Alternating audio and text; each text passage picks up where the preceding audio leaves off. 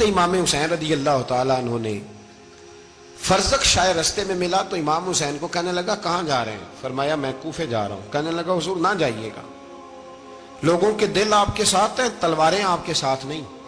سیدنا امام حسین رضی اللہ تعالیٰ عنہ کو آ کے کہا حضور وہ سارے کوفے والے مانتے ہیں کہ بات حسین کی ٹھیک ہے لیکن آپ کی سپورٹ نہیں کریں گے۔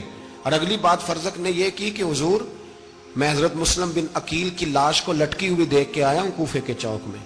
بڑا ہی خوبصورت فکرہ ہے امام حسین کا۔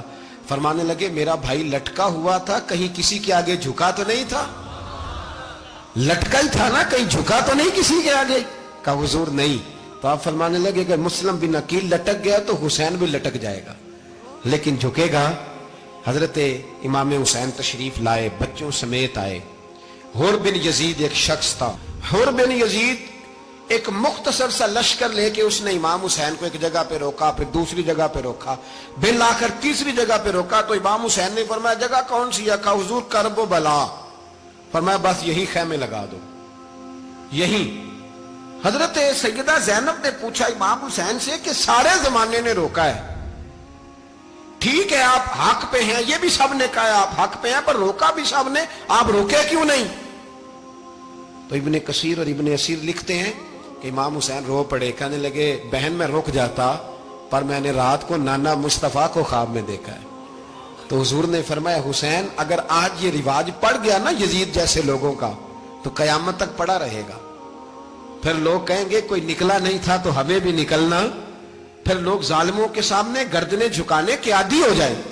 میں کہتا رہتا ہوں، کہہ رہا ہوں، کربلا کی جنگ کفر اسلام کی جنگ نہیں، کفر اسلام کی جنگ نہیں کربلا کی، کیونکہ یزید تو بڑا پکا نمازی تھا، خطبہ دیتا تھا وہ تو۔ جب امام حسین رضی اللہ تعالیٰ عنہ نے کربلا کے میدان میں جمعے کا دن تھا تو یزید کے سامنے کو بات کرنی شروع کی عمر بن سعد کے سامنے، تو عمر بن سعد کہنے لگا حسین زیادہ باتیں نہ کر، ہمارا جمعہ لیٹ ہو رہا ہے، جنگ کے لیے تیار ہو، فٹافٹ آ۔ اہل بیت نبوت کو قتل کریں گے اور قتل کے بعد پھر نماز پڑھیں گے اور پھر کہیں گے اللہم صلی علی محمد وعلی آل محمد، اسی نماز میں پھر درود بھی پڑھیں گے۔ یہ کیسا مرتبہ ہے، کیسا انداز ہے، دوستی قاتل سے بھی مقتول سے یارانہ بھی۔ امام حسین نے حر بن یزید امام حسین سے کہنے لگا مجھے حکم ہے آپ کو روکنے کا، آپ آگے نہیں جا سکتے۔ امام صاحب نے فرمایا وجہ زمین اللہ کی ہے۔ اس نے کہا آپ بیعت نہیں کر رہے، یزید کی حالات آپ کے حق میں درست نہیں ہیں، آپ نہیں جائیں گے۔ امام روک گئے۔ ظہر کی نماز کا وقت ہوا تو حضرت علی اکبر امام حسین کے بڑے صاحبزادے انہوں نے اذان ظہر پڑھی تو حور بن یزید کے لشکر نے امام حسین کے پیچھے نماز ادا کی۔ کہا بھئی تم مقابلے میں آئے ہو نماز پیچھے پڑھتے ہو؟ کہا حضور مقابلہ تو تلواروں سے کر رہے ہیں پر ہمارا دل تو مانتا ہے نا کہ مصطفیٰ کا نواسہ بڑی شان والا ہے۔ حر بن یزید نے 3 نمازیں لشکر سمیت امام حسین کے پیچھے پڑھی ہیں، 3 نمازیں، ظہر اثر اور مغرب۔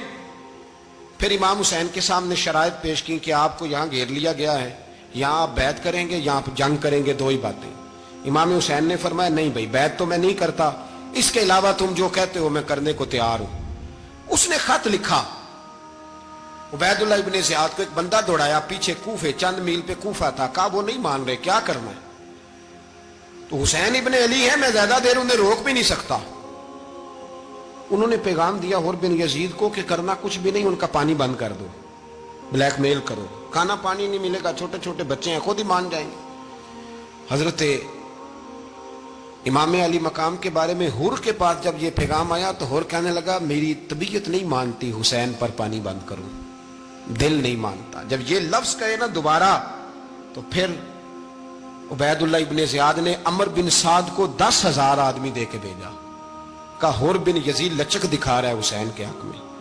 ایک رے کا علاقہ تھا، بڑی وہاں فصل ہوتی تھی، لوگ کوشش کرتے تھے وہاں کا گورنر بننے کی، کوشش کرتے تھے۔ تو عبید اللہ ابن زیاد کہنے لگا تمہیں رے کی گورنری ملے گی، سب سے سرسبز و شاداب علاقہ، تمہیں وہاں کا گورنر بنایا جائے گا اگر حسین کے خلاف لڑو گے۔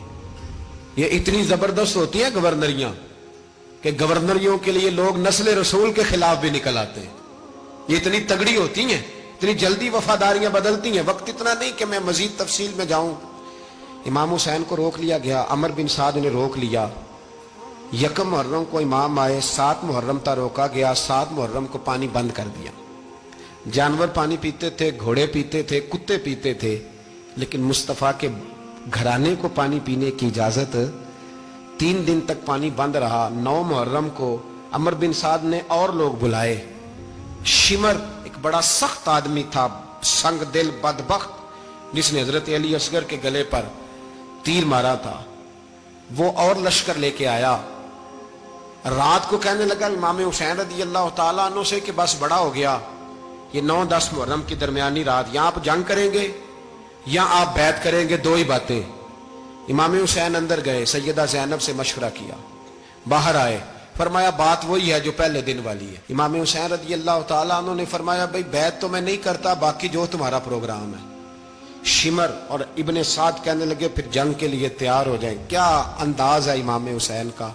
फरमाने लगे कल जंग करूंगा, मुझे पता तो है जंग का नतीजा क्या निकलना है, एक रात मुझे दे दो ताकि मैं खुल के अपने रब की इबादत तो कर लूं।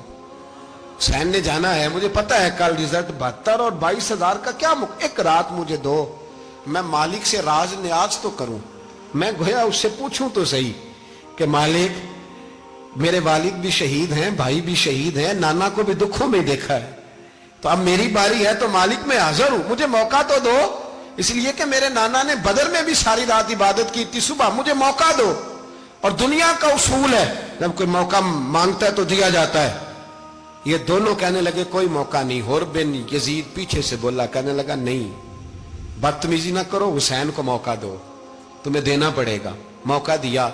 हुर बिन यजीद ने फिर मिन्नत की, कहा हुजूर आप मेहरबानी करें मान जाएं। फरमाया मानने वाला खाता कोई नहीं। ये बड़ा मुश्किल काम है भाई, जमीर का सौदा अब तो आम हो गया, बाजार लगते हैं, रेट लगते हैं, अपनी अपनी चाहतों पे लोगों ने अपने अपने अंदाज सजाए हुए। कोई आदमी बस अच्छे तरीके से नाम ले ले तो बस हम उसके पीछे चल जाते हैं। अब तो आम हो गया ये मामला। इमाम हुसैन ने फरमाया हो ही नहीं सकता, मुमकिन ही नहीं है। सारी रात इबादत में गुजरी, रियाजत में गुजरी। तहज्जुद का वक्त हुआ तो घर वालों को बुलाया, फरमाया देखना तुम्हारी सी की आवाज ना बाहर आए, खबरदार सी की आवाज ना आए। और इमाम ज़ैनुल आबिदीन से फरमाया तू बीमार है, तू जिहाद नहीं करेगा, लेकिन ख्याल रखना पीछे। और बड़ी कीमती बात बता रहा हूं, हमारी बीवियां किसी के घर मैयत हो जाए तो 4 दिन बुखार नहीं उतरता। इमाम अली मकाम ने सैयदा ज़ैनब से फरमाया तू बड़ी है, मेरी बहन है, पीछे सारे बच्चे हैं, जवान हैं, इनके हौसले तेरी जिम्मेदारी है।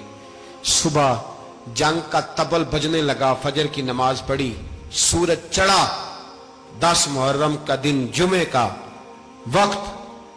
जनाब सैयदना इमाम हुसैन रदी अल्लाह ताला अन्हु ने रेत पर सजदे किए, लंबे सजदे, लंबी नमाज। सूरत शम्स की आयात दूसरी रकत में पढ़ी तो सारा करबला गूंजने लगा। क्या अंदाज़े तकल्लुम था इमाम अली मकाम का। नमाज मुकम्मल हुई तो हुर बिन यजीद, अमर बिन साद और शिमर से कहने लगे वाकई हुसैन से लड़ोगे, पता नहीं कौन है। कुल्ला सालुकुम अलैहि अजरन, तुमने नहीं पढ़ा, इल्लल मवद्दत फिल कुर्बा, तुम्हारी आंखें बंद है। अल हसन वल हुसैन सय्यद शबाब अहले जन्नह, तुम्हें नहीं पता। कहने लगा चुप कर, हुकूमत नजर आ रही है। और बिन यजीद कहने लगे फिर मेरा भी फैसला सुनो, मुझे हुकूमत नहीं चाहिए, मुझे जन्नत चाहिए, हुकूमत नहीं चाहिए। इमाम हुसैन की पहली फतह देखें, और बिन यजीद एड़ी लगा के ना यजीद के लश्कर से निकल के इमाम हुसैन के लश्कर में शामिल हो गया। और पहला शख्स जिसने इमाम हुसैन को रोका, इमाम हुसैन के नाम पर पहला सर भी इसी शख्स ने कटाया है।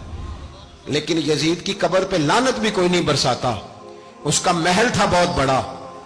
लेकिन जब लोग करबला में इमाम हुसैन को सलाम करने जाते हैं तो कदमों में हुर बिन यजीद का मजार भी बना हुआ, उसको भी सलामी दी जाती है। और अब हम अकेला हुर बिन यजीद नहीं कहते, हम कहते हैं हुर बिन यजीद रदी अल्लाह ताला।